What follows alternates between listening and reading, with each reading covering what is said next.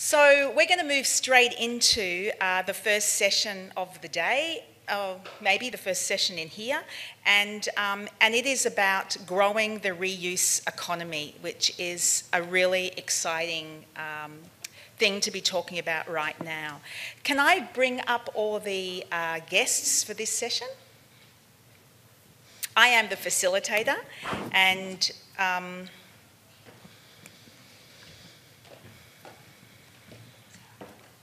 and I'll just say a little bit about what this session is all about, and then I'm going to just throw it over to the guys. So we're going to talk about a new pilot network called Zero Waste Sydney, and really its whole focus is about reuse and repair before we talk about recycling.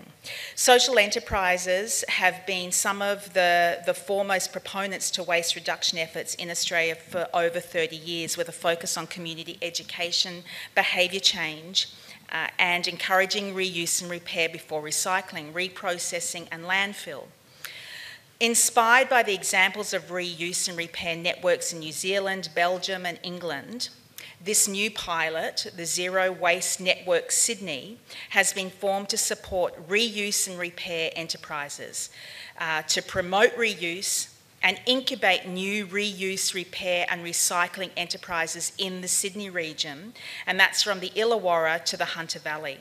And in this region, which is a population of 5.5 million people, it generates more than 2.4 million tonnes of waste every year, with another 1.4 million tonnes being generated by businesses, not included construction and demolition, which accounts for at least 3 million more.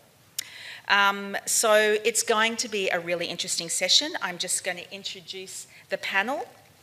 To start with, we've got Matt Allen, who's actually the coordinator and facilitator of the network and of this new pilot program, and he is, yes, the facilitator of Zero Waste Network Sydney. We have Sarah Chisholm and also Barbara Gill, who are both the coordinators. I've just got my notes all over the page, but Sarah and Barbara represent the members in the network. And so Barbara is from Garage Sale Trail, and Sarah is from the Community Resources, a 30-year-old non-profit organisation specialising in reuse and recycling social enterprises. We have Ian Stubble, the General Manager of Waste Solutions in Auckland, and Ian represents the Auckland councils, and he is here to tell us his insights with that. And we have Hazel, who it's great to have her here. She is from SS Rock, and SS Rock has funded this Zero Waste Network Sydney pilot. So thank you all very much for being part of this panel discussion. And I think what we'll do first, or not, I think it's on my notes, we'll get Matt up to talk about the vision for Zero Waste Network Sydney. Cool. You want me to go up there? Yeah. All right, why not? Someone want to take that? Cheers. Thank you. So the idea for the Zero Waste Network Sydney was born, I guess, at a meeting in late 2016 of local governments and social enterprises, where we asked ourselves the question, what will it take to move citizens up the waste hierarchy with their values, choices and actions, to promote reuse and repair alongside recycling, but as a first priority. So from that first meeting, we decided the best idea would be to form a network of social enterprises and local governments and businesses who shared the goal of building stronger community reuse, repair and circular economy sector pathways. So basically transforming the waste industry to focus on economies that value reuse and repair, and doing that through the vehicle of social enterprises, who are some of the most established and best enterprises in Australia in the sector of reuse and repair, who have been creating jobs and reducing waste with reuse and repair operations in many cases for up to 30 years. So very briefly on the network, we know that there are around 34 enterprises, social enterprises, cooperatives and non-profits working in reuse and repair and general waste education across 46 sites in the Sydney area from Illawarra up through the Hunter. And we exist to help grow these enterprises, to build collaborations between these enterprises and local governments, between these enterprises and businesses, and to effectively advocate for the interests of the sector, which is a growing part of the waste industry, building its capacity, improving access to markets through collaboration, collaborative tendering, helping to address the barriers to capital faced by growing social enterprises in reuse and repair, and more than anything else, working to change behaviour. So ultimately, all of our enterprises and our members are part of the network because we believe that to grow a strong reuse economy, we need to change people's behaviour so that we value resources more, we reuse and repair the ones we have, and that we look to buy reused items as a first choice. So the network itself was launched in late 2017, and our first priority is to start measuring the impact of this sector, which is relatively unknown as of yet. So we feel that good data is going to be the key to successfully developing a strong reuse economy. So that involves finding out what reuse activity is already happening, what repair activity is already happening in the community, and what environmental, social and economic benefits that provides. And by doing this, we'll be able to make effective data-driven decisions about where to invest in reuse and repair activity and how best to grow the sector. So I'll let the panel do most of the talking, but that is probably the summary of the network, and you'll get plenty of chances to ask questions as we go. So.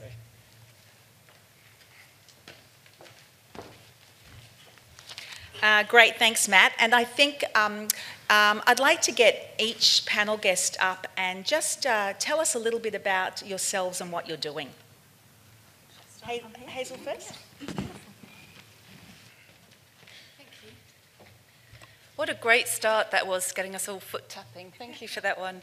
So my name's Hazel Story. I'm a Regional Strategic Coordinator for Waste and Resource Recovery, and I work for Southern Sydney Regional Organisation of Councils, SSROC, and we're funded in turn by the EPA. So our take was that if we're going to increase reuse in the Sydney Basin, we saw there was a strategic need for a network of reuse organisations that could understand this strange beast we are of local government and the way we do stuff. Also for that sector to be able to respond to local government procurements, but also, as Matt touched on there, provides evidence of the value of reuse, particularly around back to the EPA for funding opportunities. Excuse me. So as part of a suite of actions that we've undertaken to meet that need, SSROC, with the Illawarra Joint Organisation, Waste Rock and Hunter, provided the seed funding and the practical support for the establishment of the Zero Waste Network Sydney. I'd like to acknowledge Dave Kuhn, my colleague's work in this regard and his leadership. Excuse me. We also talk a bit about the power of ROCs in procurement, so I'd like to just acknowledge here the combined strength of local government procurement in terms of meeting strategic social, environmental and waste objectives of our respective member councils. Just finishing off, I'm thrilled that the conference is starting at the top of the waste hierarchy. Thank you.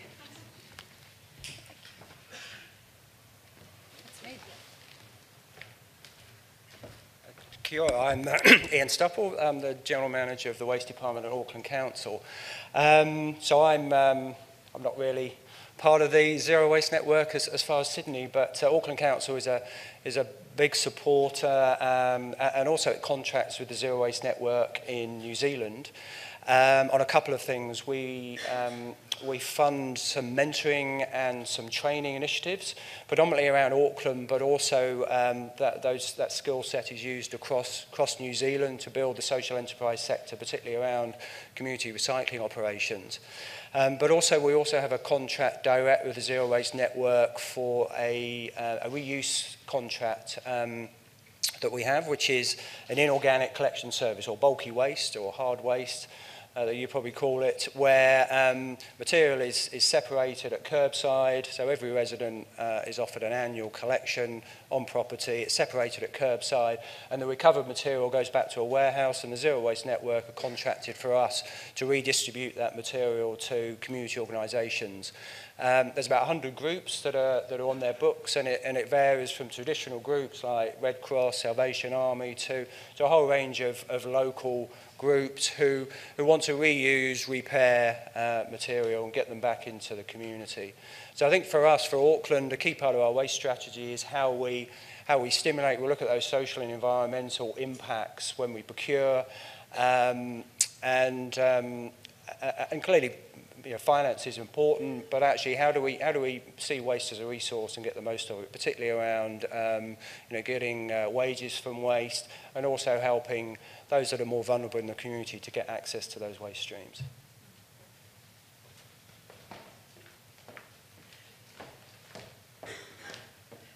Hello everyone. For those of you that don't know me, I'm Barbara Gill. I'm the General Manager of Garage Sale Trail. We're a member of the network and a social enterprise that's been around for about 8 years. If you don't know what we do, we're effectively a community engagement program that gets people across Australia and every state and territory to choose reuse for one weekend. It kind of does what it says on the tin. We get people to have a garage sale over one weekend, but there's really two parts to what we do. The big part of what we do is actually a waste education campaign that runs for 10 weeks between August and October, which is all about shining a spotlight on reuse and really making people see reuse as the first go-to option when you no longer want something. And then we have the big weekend of garage sales, which sees around 380,000 Australians taking part and is supported by about 140 councils. I thought it might be helpful if I said the kind of one thing that I think that's particularly important about a network-based approach to reuse.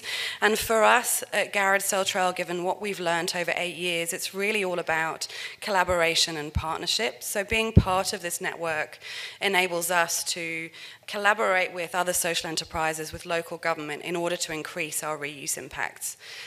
We're quite a young program, but in that time we've managed to get a very big national reach, and that's only down to the support of 140 council partners and to state governments like the EPA. Really, one garage sale on its own might not make all that much of a difference, but if we can get everyone doing it on one weekend, then we can have really quite a significant impact. So that's all I wanted to introduce. Thank you.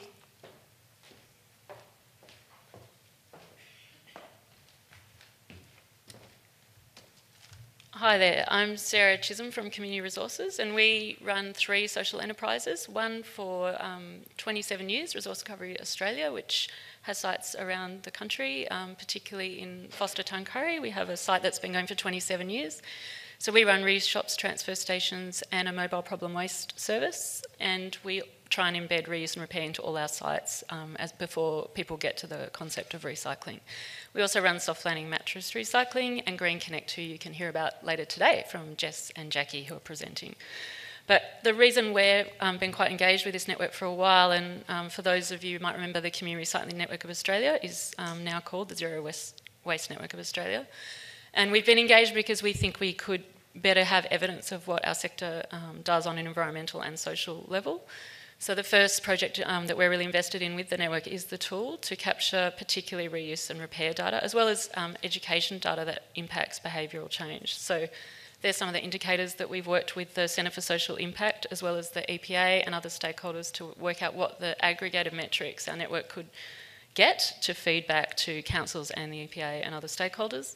And there's some interesting international examples we'll unpack. So we're invested in that tool to be able to communicate our impact, but also to drive strategy and policy to mainstream reuse. And there's some great examples of people that have had the data to then advocate to change policy to achieve that.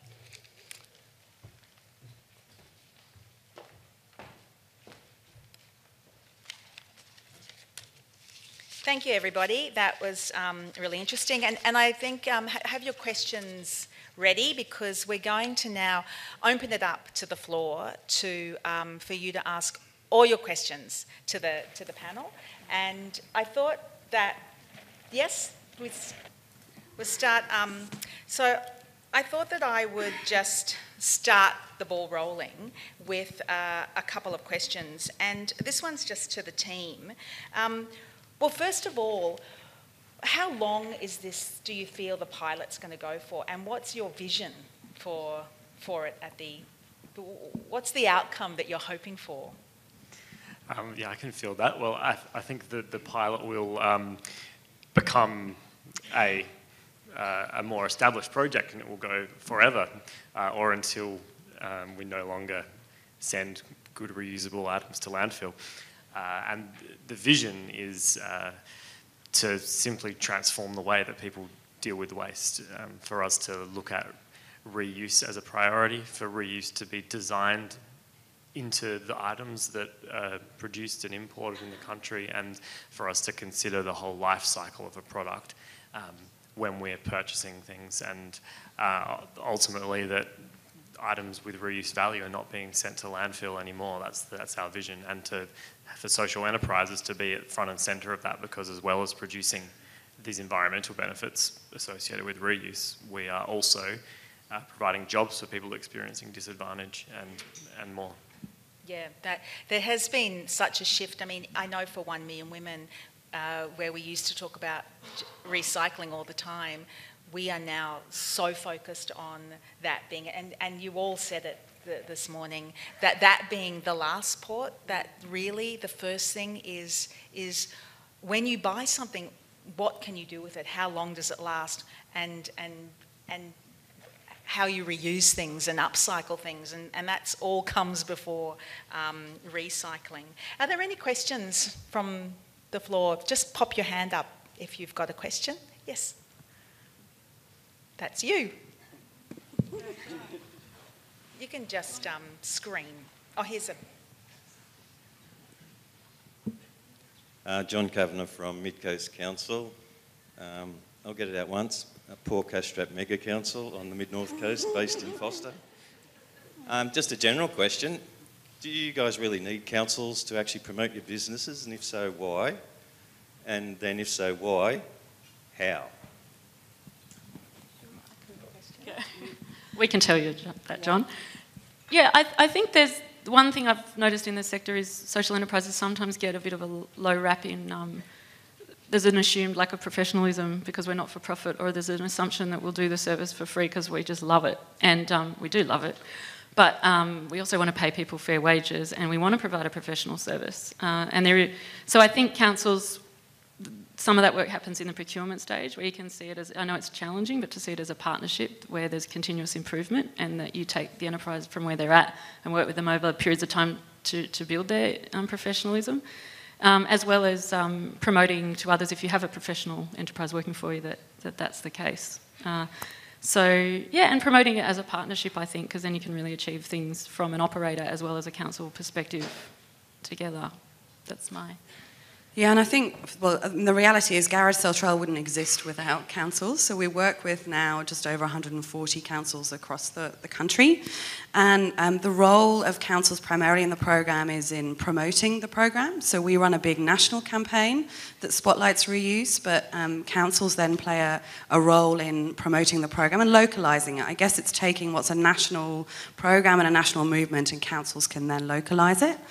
What I would say about Garage Cell Trail and the council investment of time is we've actually now had the program audited by an independent research company, and that's shown us that for every hour our councils invest, the community are doing as much as 700 hours of work. So the community are doing the majority of the waste education, the majority of the reuse through a program like Garage Cell Trail, but councils are absolutely fundamental in enabling us to reach scale and to get hundreds of thousands of Australians involved. Good news stories. Yes. Yes. Oh.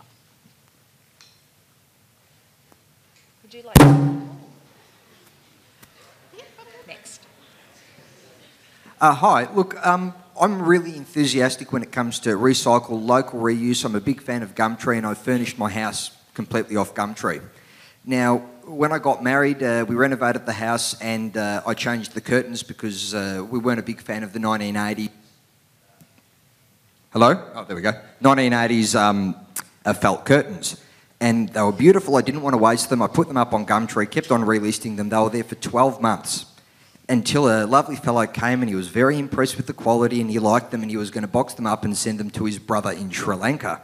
What opportunity is there for this also on a global scale? Because potentially there's a lot of market, a lot of opportunity, and the opportunity to scale up and access a bigger market.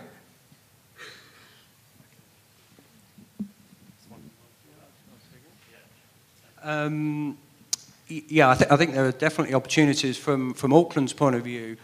We, I guess, just addressing the first question around the value that community recyclers, social enterprises bring. I think we would argue they fill a gap. There's an added value, and if you do that whole cost-benefit analysis over a longer period, those social and environmental benefits, and seeing, particularly if there's like a community recycling centre or facility, they become community destinations, and it gives the opportunity to build a whole range of other services off it, from education to workshops to a whole range of stuff.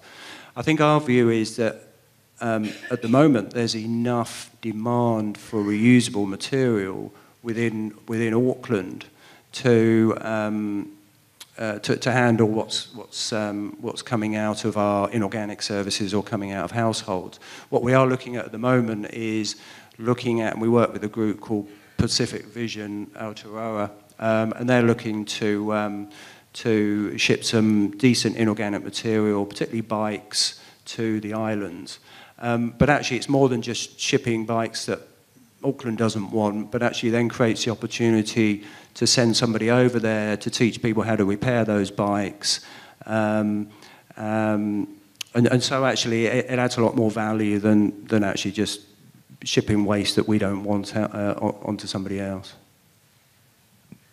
Yeah, would just quickly say that I think we have a lot of work to do in Australia, building the market for reused items, for reused materials.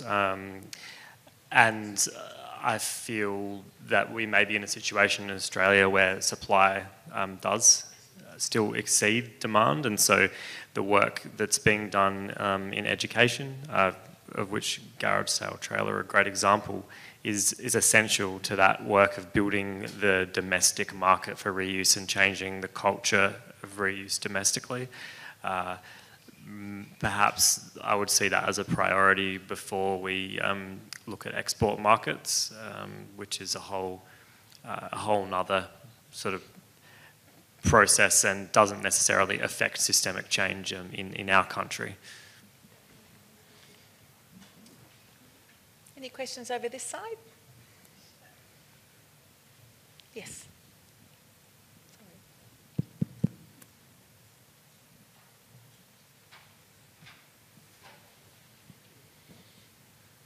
I don't know if you can see me. I'm Ben Connell. I'm from Kimbrickie Resource Recovery Centre in Sydney's Northern Beaches. I actually run a buyback centre. And my question, well, I have two. The first question is, from an operator's perspective, what do your members have in the way of stats or tips for the uninitiated in terms of manual handling injuries and product liability?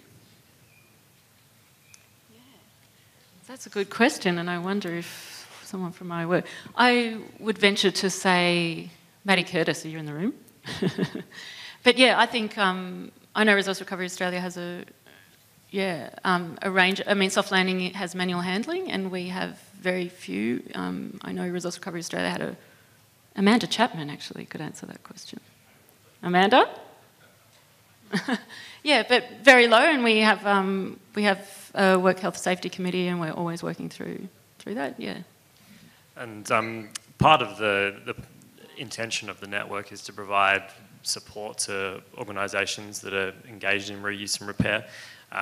We do have a fairly significant backlog of experience.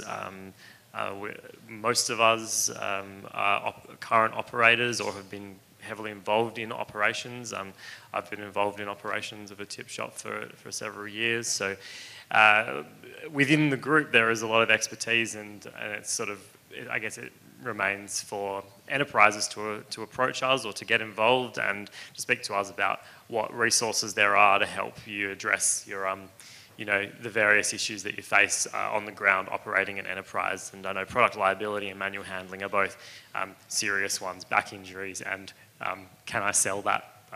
Come and talk to us, visit the website, because we do have a fairly significant volume of policy and procedure around those kinds of things that can be shared with members. So my second question very quickly. Not sure if the panel's aware of the recent March 28 report from the Parliamentary Inquiry Committee into Energy from Waste and Waste more generally. But recommendation 32 was that the New South Wales EPA develop and implement resource recovery criteria for landfills in New South Wales. My question is, how would that impact your member? So, could you repeat that? Do you want to come down? Do you want to come? Oh, right. So the question was, recommendation 32 of that report says that the EPA should actually implement resource recovery criteria into landfills. And my question is, how would you take advantage of that? What would it do for your member participants?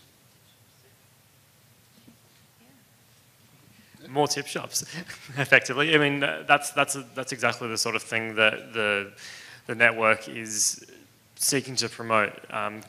Criteria for landfill that require a certain amount of resource recovery to happen, that needs to be embedded in landfill design, needs to be embedded in contracts, and so as far as we're concerned, any drivers, we could go on for ages about the drivers at different levels for increased reuse activity.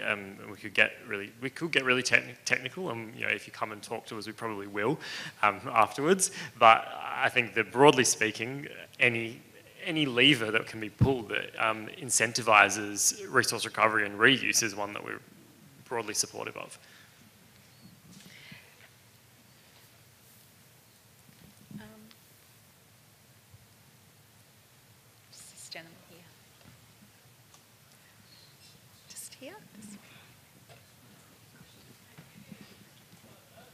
Thanks. I'm Guido. I'm the manager for the Bauer Reuse and Repair Center in the Inner West, and we are one of those organizations that are part of the network. And I have a question for the panel, and maybe more specific for Ian, because my issue is about red tape that we are facing here in Australia, and specifically here in our situation.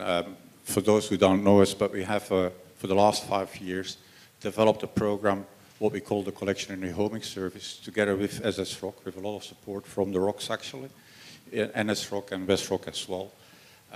We introduced repair cafes in Australia. We have been on TV. The ABC is talking to us now to set up a new program about repair cafes. We won the Green Globe New South Wales Award for Environmental Excellence. And we have been investing a lot of our money and capacity and our people in getting the service to what it is now. We got KPMG reviewing our service last year, saying that $1 invested by our councils has given them a return of $2.65 per year. But now we are at the point of finding a long-term solution, and we face everywhere the red tape. Councils struggle because of the waste crisis they face themselves to find the money to be able to continue paying for our service. EPA, which I met yesterday, has also said that it's difficult for them to support the program. And in fact, we are at the end of the road now. We probably will discontinue our service because of no money, no possibilities to run the program anymore. Despite that everybody is praising it, despite that everybody is hoping that we continue, but because of this red tape, as I call it, it's actually not possible. And I was wondering how in Auckland you have been able to overcome that problem and continue with your services. Okay, good question. I guess there are a couple of a couple of areas that we focus on. So I talked about our inorganic collection service and the contract we have with the Zero Waste Network. So that's a contract, it sits alongside a collection contract. So it's quite a unique arrangement where we've got a private waste contractor doing the collections, they take the material back to a warehouse, and that's where the Zero Waste Network distribute the material based on certain criteria. And also within that warehouse, we've set up incubator units as well, where small businesses can operate out of it to use that waste stream to test a concept. I guess our view is we have that contract with the Zero Waste Network. We believe that they have the expertise and the skills to find those groups and to distribute the material and set the criteria. So as long as they're delivering some fairly high-level measures, our approach is about community empowerment and getting others to do the work. We facilitate, we provide the contracts, we provide the facilities, but actually the expertise doesn't sit with council. So we're bureaucrats. I think we're good at actually finding the right people, but actually let them get on with it. When we contract community recycling centres, again, we have 5 up and running at the moment. All social community enterprises are operating them. They're based on a contract as well, between 5 and 7 years, and they're on a reducing payment. And again, our role is around stimulating, building the capacity. So actually, when we go to market, we've got the right people coming to the table. It's a social procurement approach. And again, we have confidence. Yeah, we have contract monitoring, and clearly there are certain things that we would expect from reporting to health and safety to customer satisfaction. But actually what happens on site, again, they're connected to the community. If it's a community empowered approach, then they will be the masters of what's best to happen in that area on that site. So again, I think I'd like to think actually it's not a bureaucratic or red tape approach. It's just setting the ground rules for people to flourish.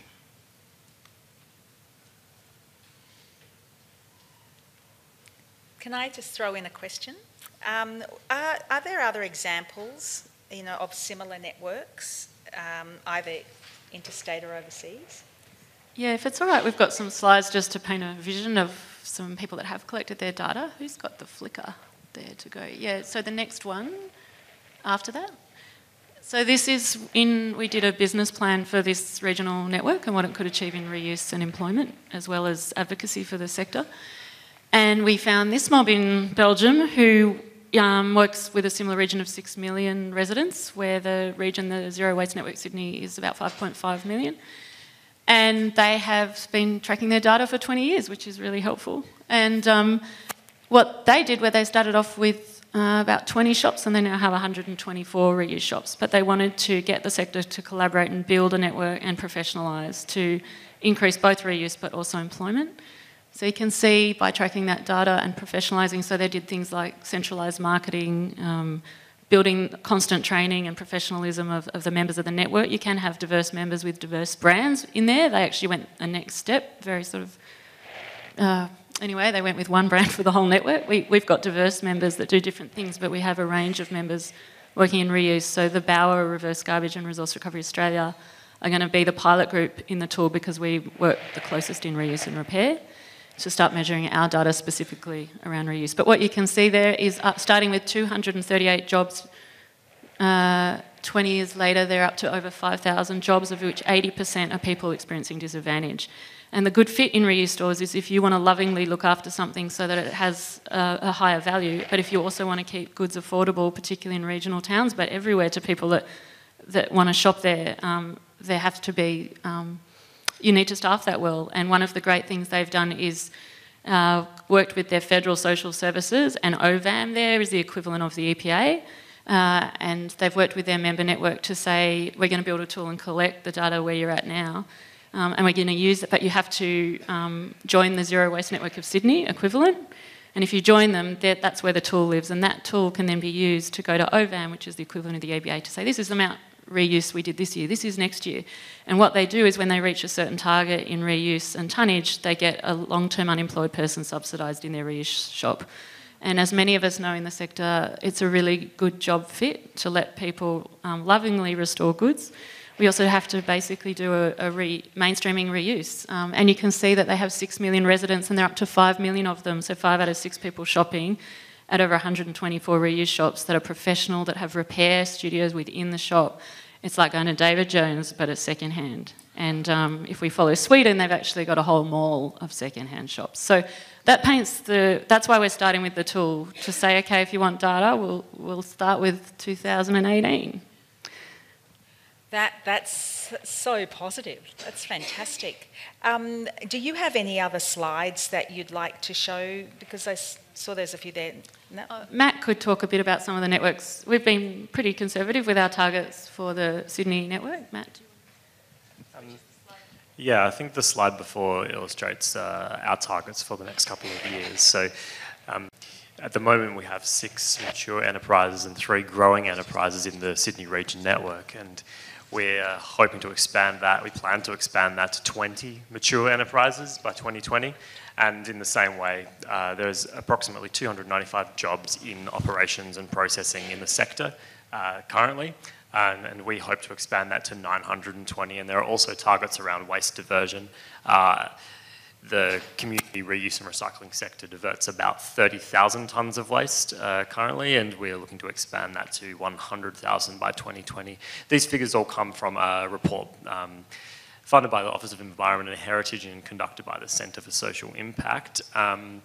In terms of other examples, if you are interested in looking for them, there's the New York Centre for Materials Reuse, there's the London Reuse Network, Furniture Reuse Network UK, and previously the London Reuse Network, and then there's of course the example of the Inorganics Collection Network in New Zealand. So we certainly have a lot of great examples to do our best to live up to. Yes. Thank you. Alan Hazelden, Hillshire Council. This doesn't seem to be working. We can hear you. Look, I'd like the... Yeah. Thanks, how's that? I'd just like the panel to attempt to allay my concerns that we're not really cutting through as a society, as a community, at this whole issue of excessive packaging, excessive consumption, the sort of things we've been talking about for the last 20 minutes or so. It seems to me that only governments with punitive actions can ultimately affect change. We look at the seatbelt issue, drink driving, the use of tobacco. So I just appreciate the panel's comments and to allay my concerns. I said earlier that we're not just tinkering at the edges here. Thank you. I'd have liked more out of the ministerial meeting in the federal government 2 weeks ago. But my concerns, there's some match. But lots of positive attitude, I think, amongst perhaps people that work within government agencies. I think that fear is there for everyone, but we're all passionate about what we do and we remain super positive, I think. Yeah, I guess what I would say from the perspective of Gareth Trail is, I think we've all seen the news out of China. Probably everyone's seen the Crosby-Textor survey that came out recently that said 9 in 10 Australians want to see government action on the current crisis, which is absolutely government's key. But and Gareth Trail, we come from the perspective that it's actually really important to drive change from the grassroots as well. It's really important to get the community and to get individuals taking responsibility and taking action in not buying things that are overpackaged and buying secondhand.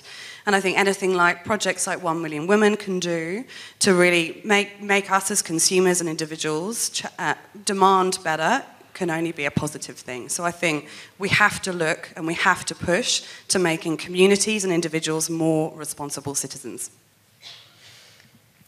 Yeah, and I would just say also that there is advocacy work with the government around these issues, but also grassroots can be effective in that. One of the things we want to do is make mainstream reuse, shopping and repair, and stopping buying stuff. And I think WaterAid is an interesting charity a long time ago that was able to sort of work with people in water and sanitation, but in a way that sort of got people to demand that for themselves. And then the next village was saying, oh, I want that too. And there is an art to grassroots, bottom up, it is a bit fringy, but we want it to not be, and that's what we'll be driving. Yeah, and I can add to that because it is what 1 Million Women focuses on, is the power of us as individuals, but it needs us all. It needs individuals, it needs households, it needs communities, it needs cities, it needs governments, it needs everybody, and it needs everybody to work at the same time.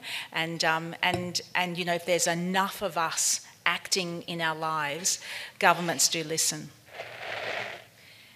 Now, we've got time for a couple more questions. Is there any more questions? Yes, you two. You first in the front. Good afternoon. In America's got similar issues, and it's the American mayors and local councils that are leading, doing more towards the Paris climate agreement than the larger governments.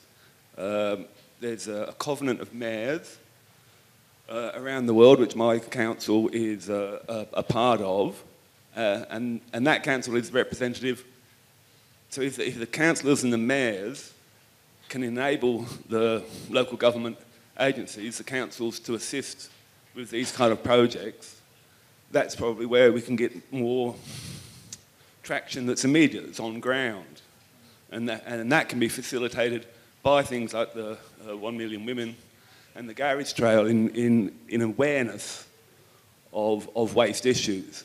And this awareness of waste issues and this local government is and will be an effective tool for both rural and city waste handling. Yeah, completely agree. Completely agree with that. If I can just add to that, I think Auckland are part of the C40 cities climate leadership, which is, as you said, about the mayors signing up in recognition that it's cities that are going to make the big impact around climate change. And we lead that group, and so we're learning. I think Sydney are in it, Melbourne, but a whole range of other world-leading cities like Paris and San Francisco.